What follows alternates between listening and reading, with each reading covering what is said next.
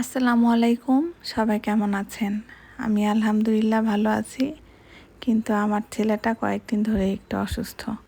সুস্থতা যে আল্লাহর দেয়া কত বড় নিয়ামত তা অসুস্থ হলে আরও ভালো করে বোঝা যায়।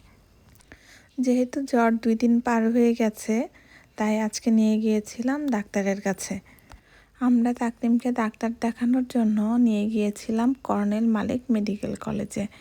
এই জায়গার চিকিৎসা ব্যবস্থা আমার মানিকগঞ্জের অন্যান্য জায়গার তুলনায় একটু ভালো মনে হয়।